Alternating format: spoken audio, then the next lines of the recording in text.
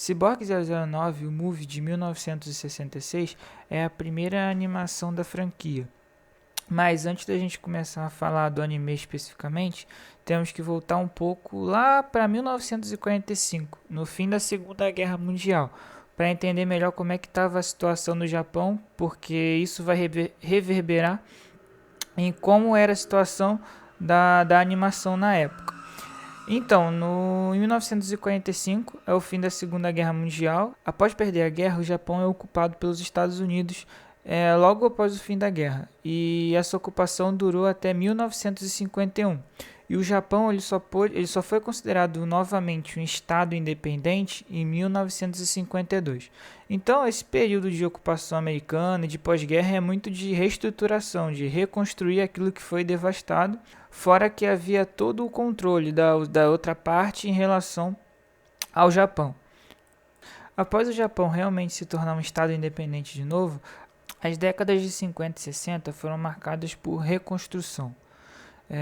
Trazer o país de volta à normalidade, uma busca por algo que se perdeu durante a guerra. Então, você tem uma população pobre que está lutando para sobreviver, basicamente sobrevivendo, né? Não vivendo.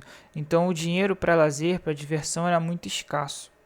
Dessa forma, a gente tem uma produção de animação na década de 50 e 60. Ela existe, mas ela é pequena e principalmente por conta de você não ter um mercado consumidor forte para poder absorver esse tipo de produto.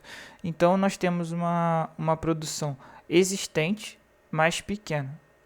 Aí, em 1963, 11 anos depois do Japão ter voltado a ser um estado independente, é lançado o Tetsuan Atomo na televisão. É a primeira série de anime na televisão em 1963, é o famoso Astro Boy, do Osamu Tezuka.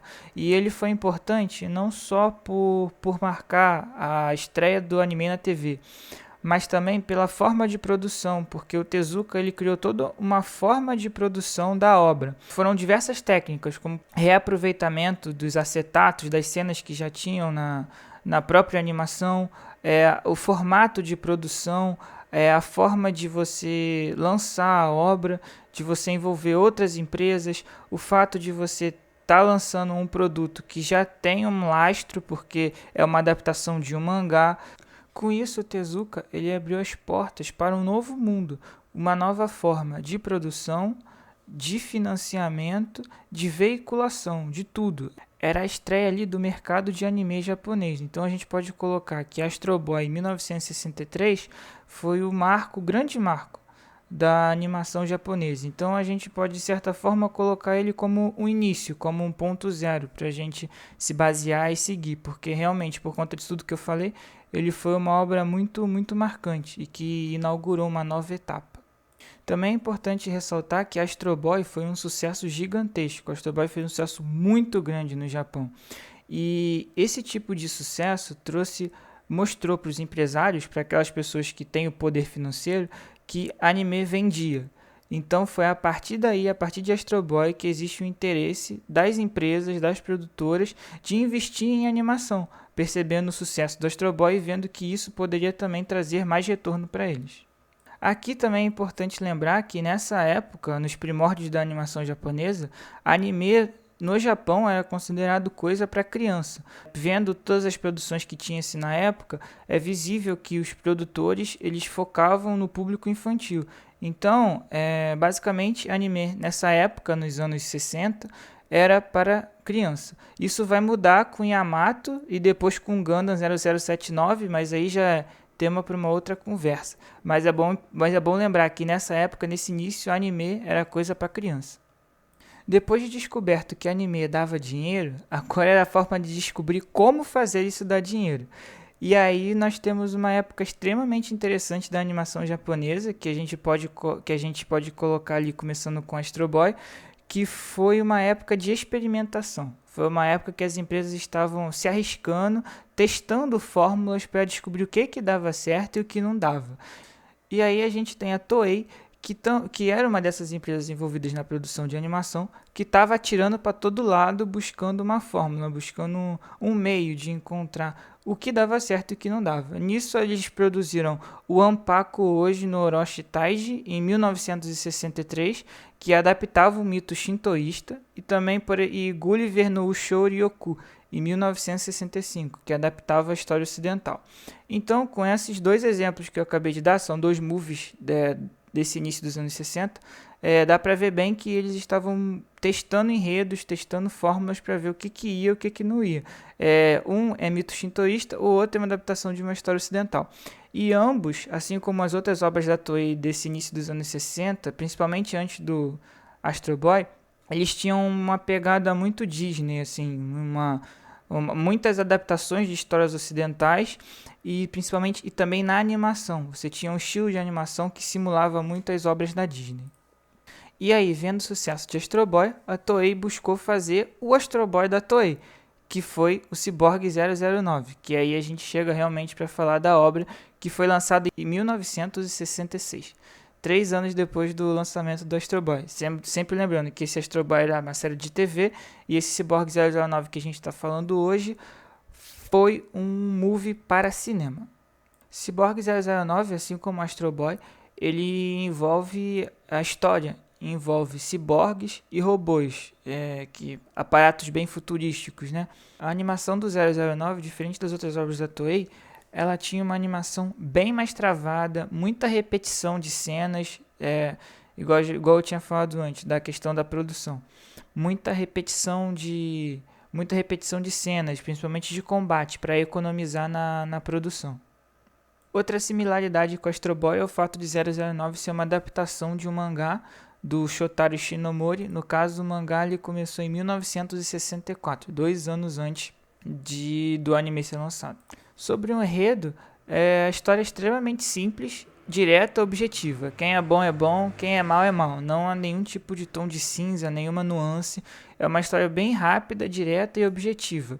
É uma organização criminosa chamada Black Ghost que sequestra pessoas e transforma em ciborgues para utilizar em crimes, para realizar crimes e ganhar dinheiro. E nisso os ciborgues eles se rebelam contra essa organização porque eles não querem mais cometer crimes e eles fogem. Esse é um dos atos da obra. Com isso, todos os 9 reunidos, sobre a liderança do doutor que criou eles, que transformou eles em ciborgue, porque eles eram pessoas normais. Eles decidem lutar contra essa organização e invadem a sede deles para poder destruí-los, para evitar que eles continuem propagando maldades, vendendo armas e destruindo o mundo. É a típica história do bem contra o mal no enredo de redenção, porque de uma forma ou de outra aqueles personagens fizeram coisas ruins, cometeram crimes, mas apesar de não concordar com isso, então eles estão ali para expiar os pecados e impedir que a organização continue fazendo maldades pela Terra. Então, tanto o enredo como os personagens, tudo é muito plano, então você não tem nenhum tipo de desdobramento ou de desenvolvimento maior de personagem ou de enredo. É o bem contra o mal na famosa dualidade, com, obviamente, no final a vitória do bem. Mas, apesar disso tudo, apesar da animação truncada, das repetições de cena, da história plana, o anime é bem divertido. Até hoje ele é extremamente divertido, assim, ele é bem ágil, é bem dinâmico, tem bastante combate, não tem muita falação, muita enrolação. Uma coisa acontece, engaja na outra, que engaja na outra, a sucessão de fatos é muito rápida, o combate é rápido e é extremamente divertido, né? E vendo assim, dá para imaginar que as crianças da época devem ter se divertido bastante com ele, porque realmente o objetivo da obra, né, que é entreter, ele proporciona bastante entretenimento. E por que Cyborg 009, esse anime específico de 66, foi tão importante?